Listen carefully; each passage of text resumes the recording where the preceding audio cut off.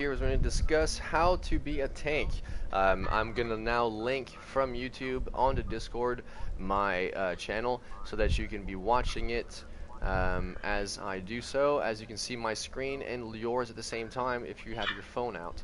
So you can be watching this and have your phone while you're playing the game at the same time and look and compare. Alright, so what's going to happen here is I'm going to link the video right now onto Discord in our general chat. Okay, so it's linked right there. It should be up. It says Tank Seminar, Arc Seraphim Live PS4 broadcast. It's live. As I can see right now, I'm on my Jester. This is my tank. It is a Dragon Knight tank. Reason being, best sustained as of right now. Also meta tank for most endgame content and most survivable and so on and so forth. I am not the meta class. I am an Imperial. Most people like to use either a Argonian for the potions or a Nord for the ultimate regen. Some use orcs for straight stam and they go sword and board both bars. But here we go. First off, I'm going to start real simply with how to tank. Okay, so as a tank, when you're tanking, here's what blocking looks like. So what you do is you push down on the L2 and hold it. When you're blocking, guys, if you can see, I'm coming up to this ad right here. I can actually come up and cast my spell on it. I pushed square and I taunted with this spell. It looks like this. It's called Puncture. This spell is a taunt. Okay. When I puncture, I can hold my block and keep puncturing. Now, if I block and I light attack, I bashed. Now, if I let go of my block and I light attack, I swing, which regenerates stamina. You see that? It regenerates my stamina. So as I'm blocking, right? I can puncture, do my spells, do all these little pretty things, even bar swap. But now here's the deal. When you bar swap, you'll lose your shield when you bar swap for a split second. So if the boss is doing a fire breath or anything while you're bar swapping, you're getting one shot. So when you bar swap here, I have a back bar ice staff. So as you can see, my blockade of elements would be the ice element blockade. And then I have something that regenerates my magicka but takes my health, which is called balance. Then I have my long range taunt, which is inner fire. Inner fire is a magicka based taunt which uses a lot of my magicka, as you can see, but I can regenerate rapidly with my balance, but it drains me. And funny enough, you can actually kill yourself if you actually, it won't let you, but you can almost kill yourself with balance. But then you can use potions and so on and so forth, and of course your green dragon's blood to heal yourself, shields and so on and so forth while you're blocking. Okay, now for a tank, if you look at the tank real quick, we're going to go into our character sheet here. In the character sheet you can see that we have all of our stats, your spell damage and also all that stuff, but at the very bottom here you have your spell resistance. So you can see that mine is sitting at, right now with all of my buffs active, well, let me go ahead and rebuff myself. You can see that with all of my buffs active, alright, I am sitting at 35 spell resistance and 29 physical resistance. Now, the issue being is I probably set my champion points for a specific trial. So my resistances are different because of it. Okay. So because of that, also I have no heavy armor focus. Because of that, my resistances are different. But technically, from what I understand, your soft cap for physical and spell resistance is 30.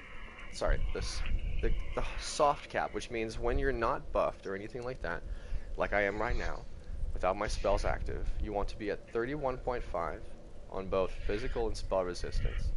When you go and you get buffed and your Lord Warden procs, you want to be at 33, if not more. Issue being, sometimes you get debuffed, which reduces your spell resistance and so on and so forth. There are some instances where some bosses will completely negate your resistances, and it would be like you are wearing your bathrobes. But in any case, that's another story, and it's very situational. In our description, you can see that I'm Imperial, Dragon Knight, you know, and all that stuff. Of course, I use the Lady as a boon. Reason being, I like to maximize my spell resistances when I do switch out sets, so I don't have to compensate later. I am a stage 4 vampire, which I do sometimes reduce in case of said boss, especially with certain dragons. In any case, my gear that I run, here is why and how I run it. I have Yolnakrin's front and back bar. I run Frost Staff on the back bar for the Magicka regen, and Sword and Board on the front bar for stamina regen. I do a Decisive on the front bar for ultimate regen, and on the back bar I do Precise for spell critical. I think that's the wrong trait, but it is what I'm using now. My shield, of course, has infused and has tri-stat, so that when I am on my sword and board, when I do get a heal, I have more stats. My head and shoulders are Lord Warden. I also can mix it up with Mighty Chudon or Stonekeepers.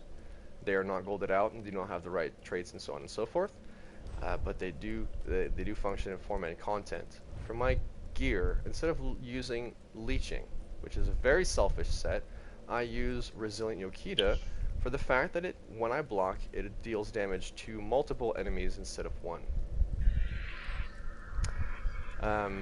I do have Leeching available as well, in any case, if I need to switch it out, and more gear in my bank.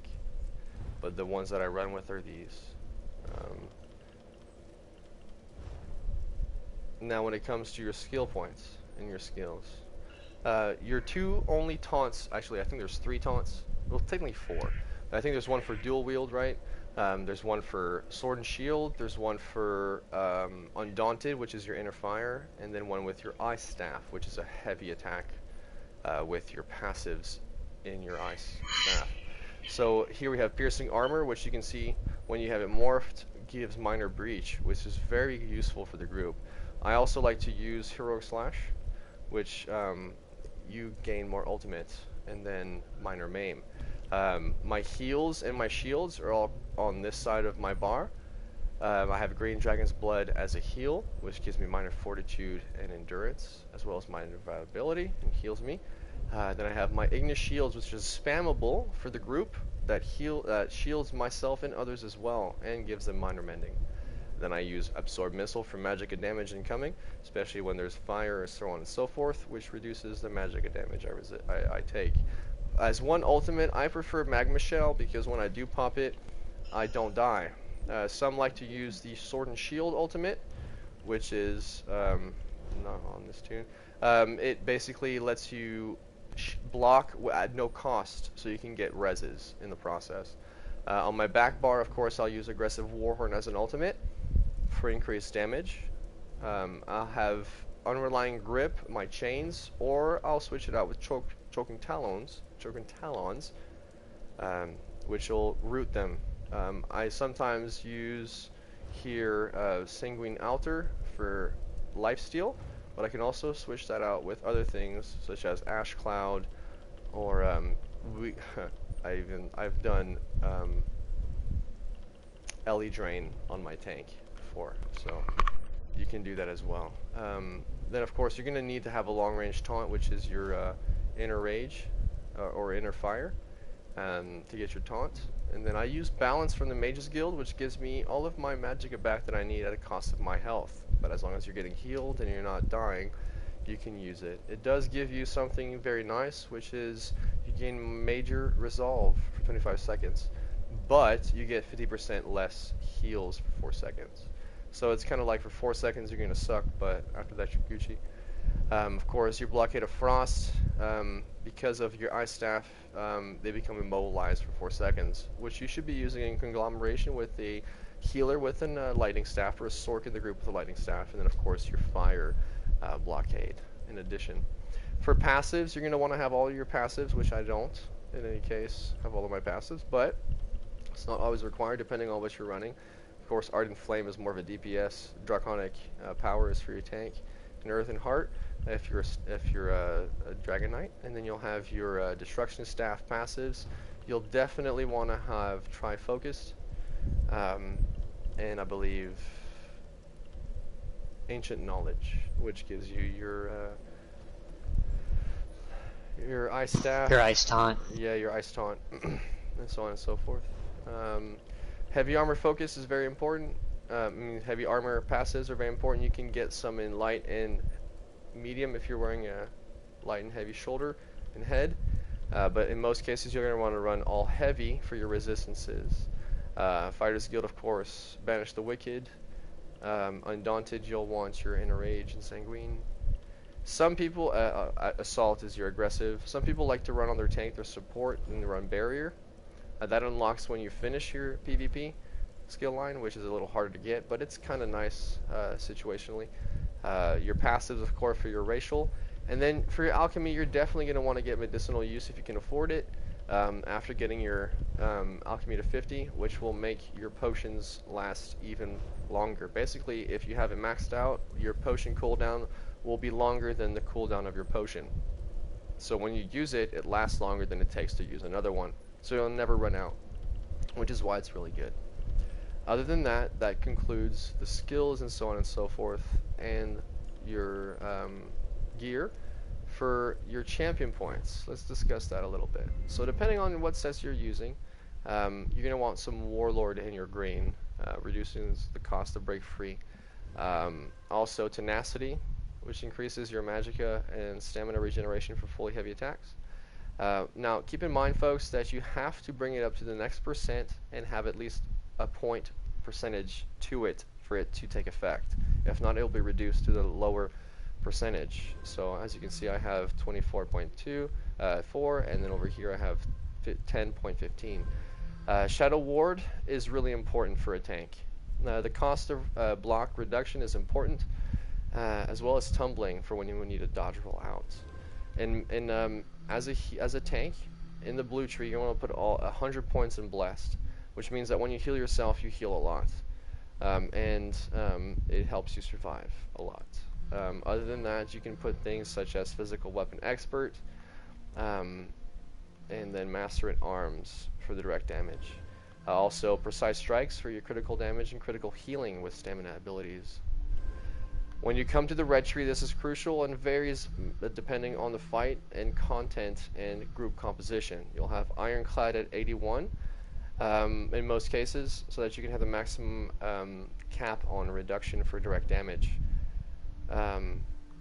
Spell Shield is your spell resistance. In most cases it will cap at 32, but you can change this based on your spell and physical resistance on your character sheet.